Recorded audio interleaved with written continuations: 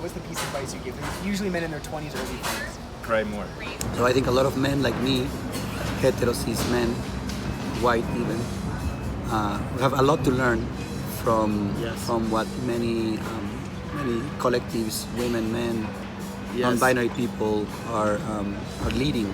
So there you have it. Do men cry? Should men cry? When is it okay for a man to cry? In this episode, I want to get out of my own head and go to the streets of Mexico City here and see what's the culture like here for men and masculinity.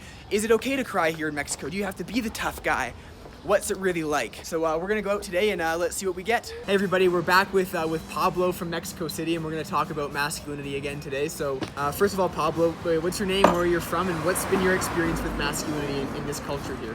Okay, well, my name is Pablo. Well, as many countries, I wouldn't say it's exclusive of Latin America, but as many countries in the Western Hemisphere, most of the structural systems are kind of like are based on a patriarchal, machista kind of like situation. Yeah. It's been a very, very intense fight and a very, very intense discussion around Latin America, especially in recent years. Yeah. How to make it visible, to make visible the underpinning, the underlying structures of patriarchy and machismo that are not that obvious, but that are very pervasive. Yeah. And not just making visible, but how to change it. So I think a lot of men like me, hetero cis men, white even, we have a lot to learn from what many collectives, women, men, non-binary people are leading.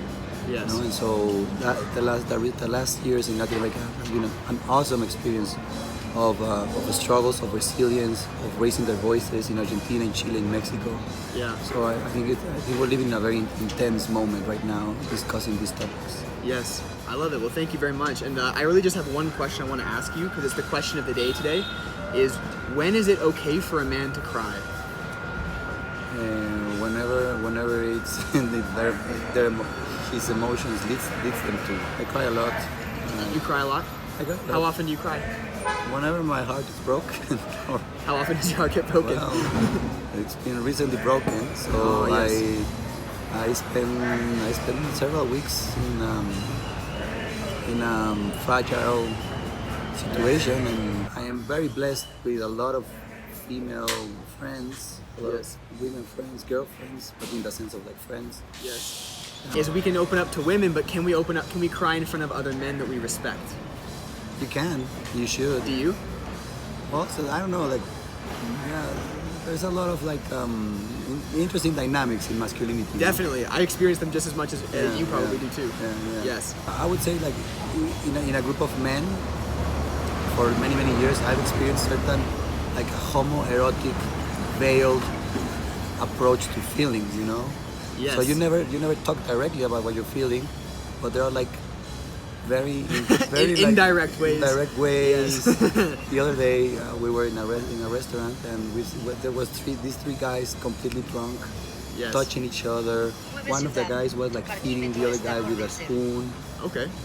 But they were also like performing machista kind of attitude. So it was very interesting to see how at the same time they had these like very tender, you would say homoerotic gestures, while at the same time drinking, expressing machismo as well. No, so that kind of like ambiguity is very interesting to me. So when I was young, I was playing on sports teams. Like hockey was big for us in Canada, and it was the same thing.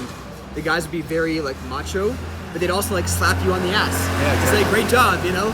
So it was very like this almost like unconscious desire to connect, or this unconscious desire to connect with men that gets expressed in weird ways. Yeah. Thank you very much, Pablo. Thank you. I appreciate it. Thank you. Hey. Hey brother, what's your name? Jorge Samir. So Jorge Samir, what has been your experience with masculinity, and what's the culture of masculinity like? What does it mean to be a man in Mexico? Well, Mexico is a country with a lot of machismo. Like macho man, like Yes. big, strong, act tough all the time. I have a question for you. When is it okay for a man to cry? Whenever he needs to. Yes. So that was a very powerful interview there. I'm grateful for his time. He was on his way to school. The interesting thing is I was not expecting this.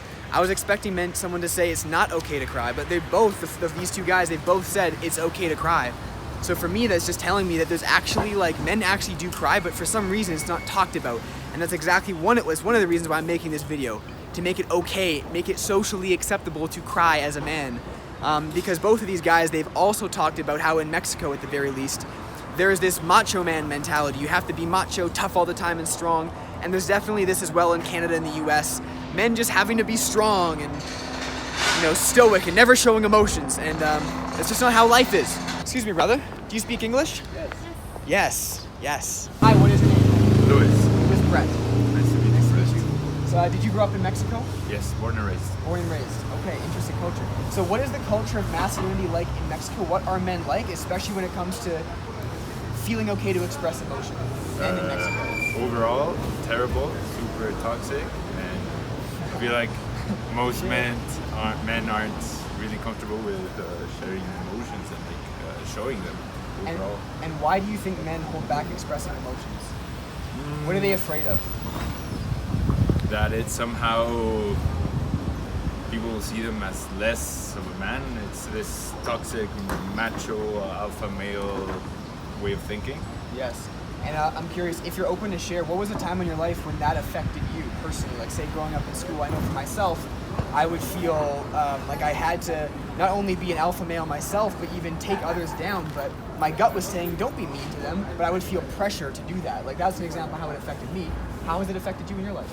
I would say likewise. I grew up in a household where we were emotionally savvy, and Savvy meaning we talked about our feelings, and it was something that was relatively accepted in your household. super accepted. Oh, Like, beautiful.